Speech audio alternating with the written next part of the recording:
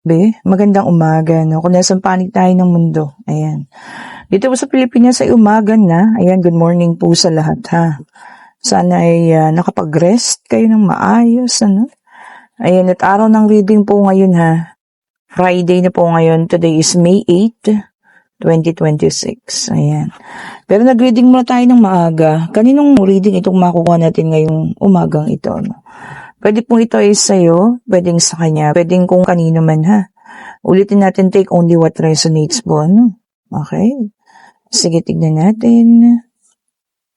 Yan. Unti-unti na nag-unfold ang mga baraha dito. Ayan po. Kung kayo'y makaresonate, ibig sabihin para sa inyo po ang reading na ito. Kung hindi naman, check nyo yung ibang videos natin, ha. Baka yun ay para sa inyo. Oh, di ba naman? Okay po. Mag-ready na po, ha, ang ating mga, ang tawag nito? Personal reading for today. Ayan. At ako'y po yung mga nag-chat na sa inyo bago ang inyong reading. Ganun po bago mag-reading, sinachat ko na sila para mapag-prepare na. O, ayan. Sa mga gusto pa pong humabol, ha, may oras pa po tayo sa gabi. Ayan, at hapon. So, kung gusto niya lang naman, ako po inyo nang i-chat na.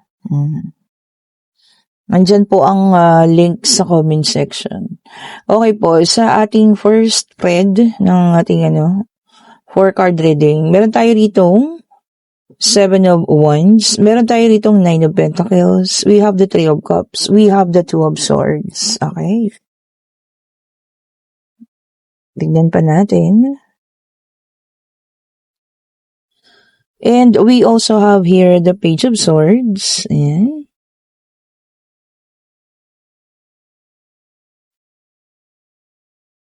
Check pa natin, ha. And we have here the 6 of Cups.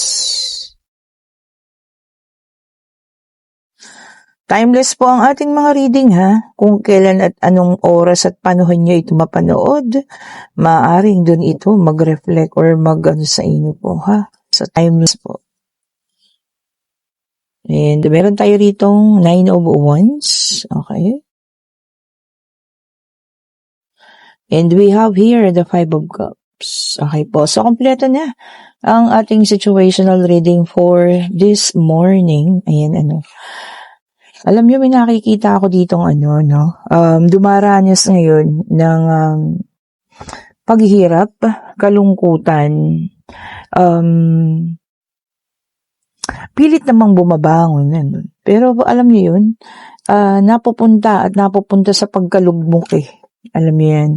Nagsisipag naman, pero alam niyo yan, bumabalik yun sa panahon na sumasalat at nahihirapan. Okay po. Maaring ito po yung ex-person ninyo. Pwede yan ng ex mo. Ayan. Nagkaroon kayo ng paghihiwalayan. Ayan. Nagkaroon ng mahirap na pagdedesisyon.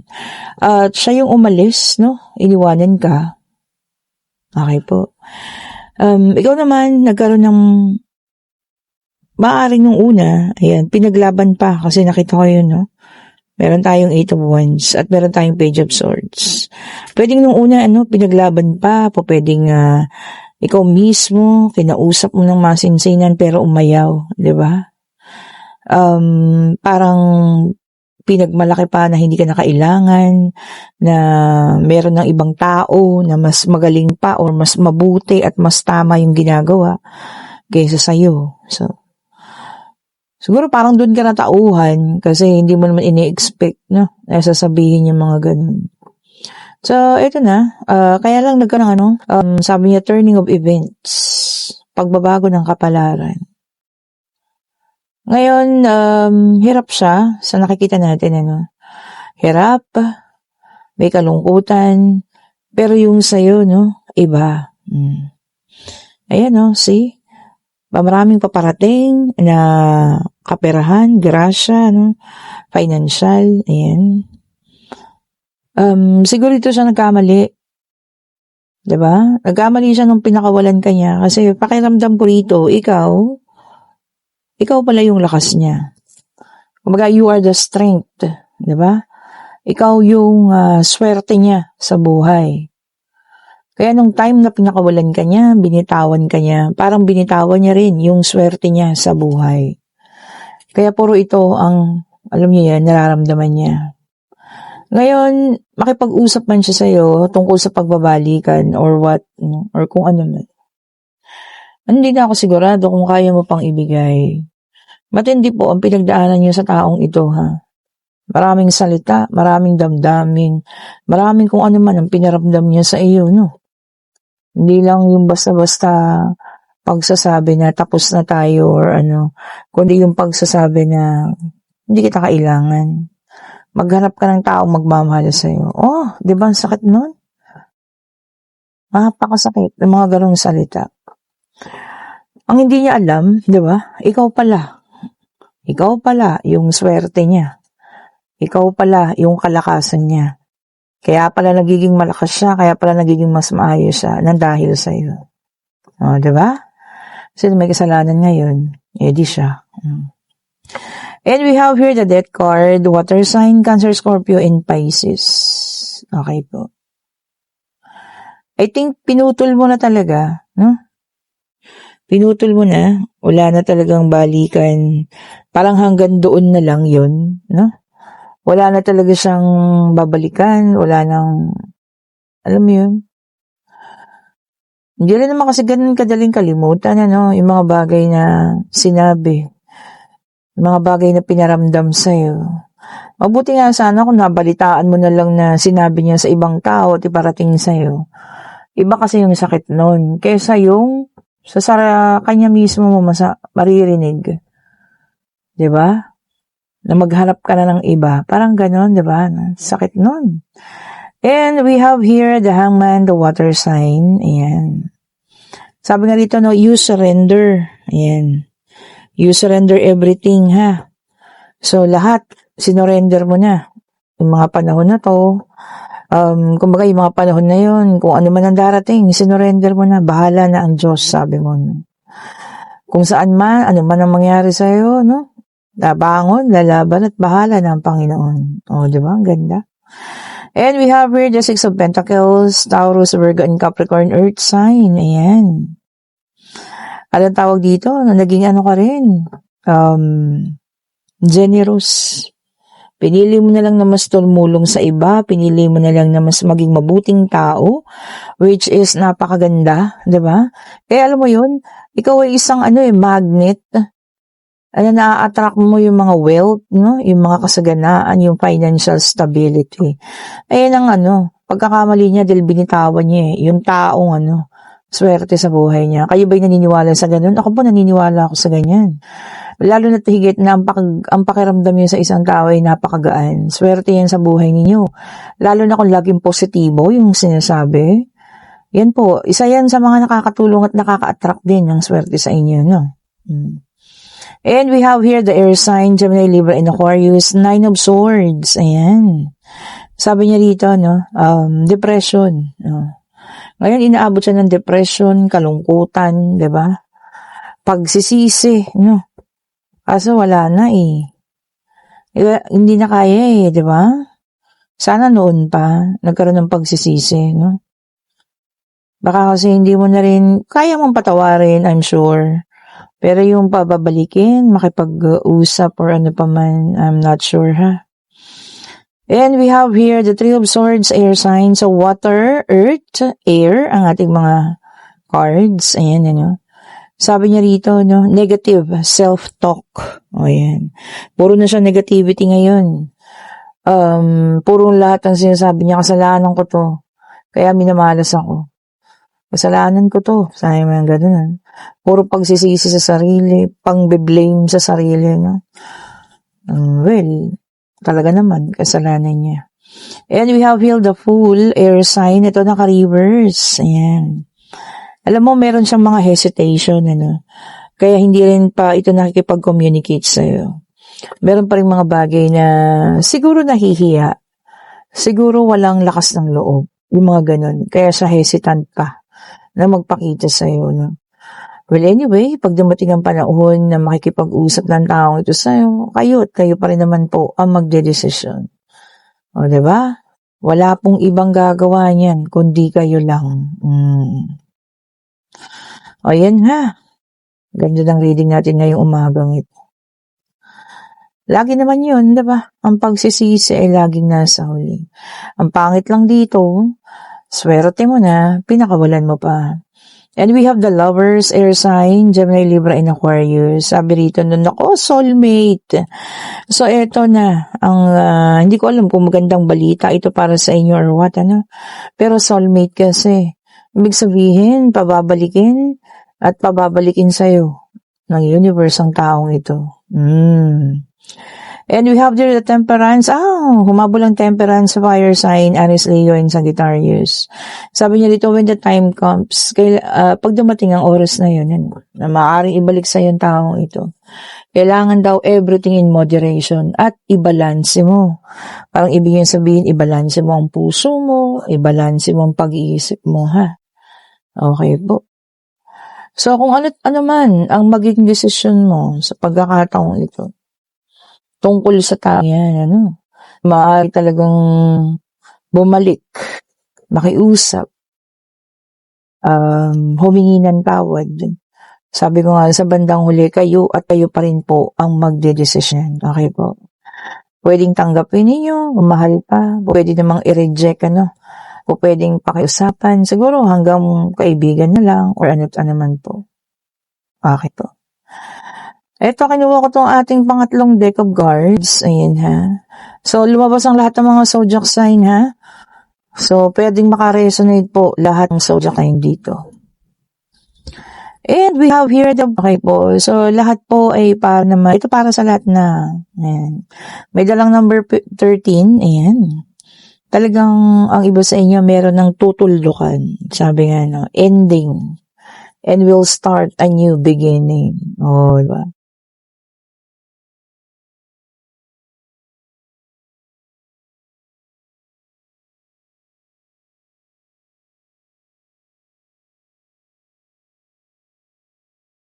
Naman na talaga, 'di ba?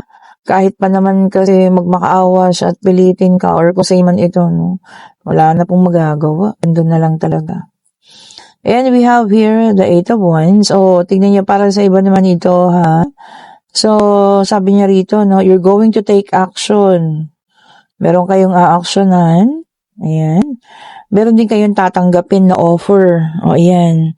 So, kung ang offer po ito, pwedeng trabaho ito, pwede rin namang pag-ibig or kung ano man. Pag-isipang mabuti bago po tanggapin, ha. Siyempre, tignan ninyo kung ito'y makakatulong sa inyo. Kung talagang mahal rin naman. Diba? Hindi yung kasi, alam mo yun, kailangan mo lang ng love yun or kung ano man. So, pag-isipan pong mabuti ang offer na ito. And we have here the Queen of Pentacles. Ayan. Sabi niya rito, para kang magiging butterfly. Di ba? Galing ka sa pagiging, ang tawag dito, uod. Caterpillar. Ayan. Yung iba sa inyo magkakaroon ng glow up. Okay lang yan, di ba? Basta ang kita sa sarili mong pera. Bakit hindi natin ayusin ang sarili natin, di ba? We need that. Kailangan natin ayusin yung sarili natin po. Hindi yung, pababayaan mo lang yung sarili mo porket ba nagkaroon kayo ng problema, porket ba't hindi na kayo magkasama ngayon, di ba? Huwag niyong pababayaan ang sarili niyo po, ha? Sabi ko nga lagi, love your, self first or self-love. Self-love lagi, ha? Unahin po ang sarili. And we have here the 5 of Swords. Ayan. Sabi niya rito,